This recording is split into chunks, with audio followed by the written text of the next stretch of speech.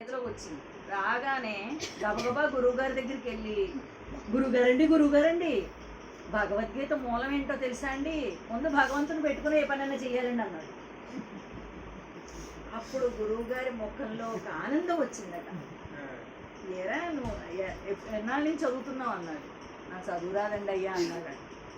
మరి చదువు భగవద్గీత పోనీ ఎవరిదారా వింటున్నావా అంటే, ఈరోజే భగవద్గీత చూసానండి అయ్యా అన్నాడట.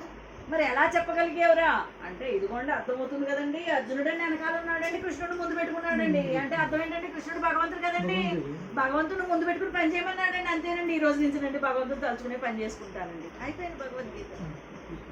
అంటే అర్థం ఏంటండి, గొప్ప గొప్ప శాస్త్రాలు చదవక్కర్లేదండి, గొప్ప గొప్ప ప్రవచనాలు వినక్కర్లేదండి, గొప్ప గొప్ప సిద్ధాంతాలు రాద్ధాంతాలు మనకు అవసరం లేదండి. భగవంతుడు ఏంటో కొంచెం అర్థమైతే చాలు. ఒకడన్నాడు, తలుచుకుంటేనే చెయ్యాలండి, తలుచుకోకపోతే చేయడండి, మీ భగవంతుడు అంత స్వార్థపరుడు ఏంటండి, తలుచుకుంటేనే చెయ్యాలండి, తలుచుకోకపోతే చేయడండి అని ఒక మంగళోడు అంటున్నాడట. నీకు అర్థమైందా? ఒక మంగళోడు ఒక వ్యక్తి దగ్గర అంటున్నాడట, మీ భగవంతుడు ఏం గొప్పవాడండి బాబు, తలుచుకుంటేనే చేస్తాడు, తలుచుకోకపోతే చేయడండి అన్నాడు. అప్పుడు ఆ మంగళోడిని చెయ్యట్టుకుని ఆ తలుపు బయటికి తీసుకొచ్చాట, మంగళ షాప్ నుంచి బయటికి తీసుకొచ్చాట. తీసుకొచ్చి, ఎరా దుర్మార్గుడా, ఆడి గడ్డం పెరిగిపోయింది, ఎంత పాపాత్ముడురా, వీడి ఎంత జుట్టు పెరిగిపోయింది, ఇదంతా పాపాత్మ, చాలు చాలండి, ఆడి గడ్డం పెరిగిపోతే నన్ను తిడతారేంటండి, వీడి జుట్టు పెరిగిపోతే నన్ను తిడతారేంటండి, వాడు నా దగ్గరికి వచ్చి గడ్డం చేయండి అంటే నేను చేస్తానండి, వాడు నా దగ్గరికి వచ్చి నాకు క్షవరం చేయరా అంటే నేను నా దగ్గర రాకపోతే నేను ఎలా చేస్తానండి, భగవంతుని వెళ్ళిపోతే ఆయన ఎందుకు చేస్తాడు, అర్థమైందా నీకు? ఆల్రెడీ చెప్పుకున్నాం ఒకసారి. భగవంతుడు చెయ్యాలి అని అంటే, భగవంతుడు నువ్వు నాకు కావాలి, నీవే తప్ప నీ తప్పరం మెరుగను అని అంటే స్పీడ్ గా చేస్తాడు. నువ్వు ఉన్నా కొంచెం చెయ్యొచ్చు కదా ప్లీజ్ అంటే ఆయన కూడా ప్లీజ్ గా చేస్తాడు. నువ్వు అడిగే దాన్ని బట్టి ఆయన రియాక్షన్ ఉంటుంది. నువ్వు అసలు ఏమి అడగకపోతే ఆయనకి ఏం అవసరం, నీ ఆత్మ వాడుకుంటున్నావు కదా ఆడుకోమంటాడు కదండి. అంతేనా బంగారం? భగవంతుడు చేస్తాడా చేయడా? ఎప్పుడు చేస్తాడు? తలుచుకోగానే చేసేస్తాడా? నువ్వు ఇంటికి వెళ్ళి ఏం చదవా, హోంవర్క్ చేయవా, పెన్ను గణపతి దగ్గర పెడితే నువ్వు ఎగ్జామ్ లో పాస్ అయిపోతావా?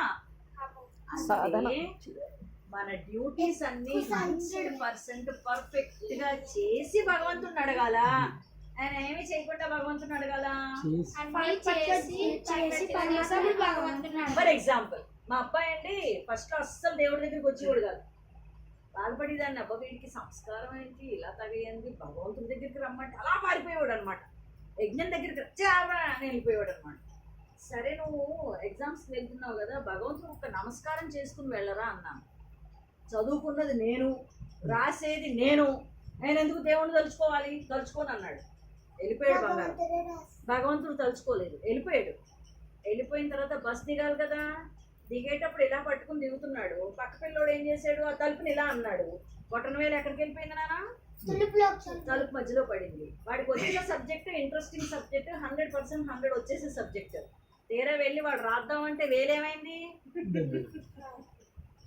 చదివాడు, రాయగలిగే కెపాసిటీ ఉంది, కానీ వేరేమైంది, ఆ రోజు ఎగ్జామ్ ఏమైంది, అర్థమైపోయిందా బంగారం?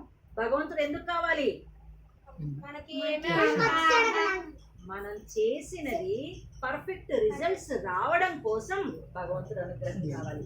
చదవడంలో 100%, రాయడానికి 100%, టైం కంటే ముందే ఉన్నాడు, పెన్నులన్నీ చక్కగా పెట్టుకున్నాడు, ప్యాడ్ అన్ని చక్కగా పెట్టుకున్నాడు, ఏది ఇక్కడ లోట్లేదు, అన్ని 100% జరిగాయి. కానీ అల్టిమేటం ఎవరి అనుగ్రహం కావాలి?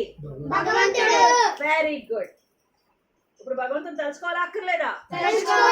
ఏమి చేయకుండా తలుచుకోవాలా, అన్ని చేసిన తర్వాత తలుచుకోవాలా, తలుచుకోవాలా? Very good, very good. చేస్తూ తలుచుకోవాలి, చేసిన తర్వాత తలుచుకోవాలి, ఏదైనా మొదలు పెట్టే ముందు కూడా తలుచుకోవాలి, ఎందుకంటే భగవంతుడు అనుక్షణం మనకు కావాలి. Isn't it or not? Very good బంగారం. What next?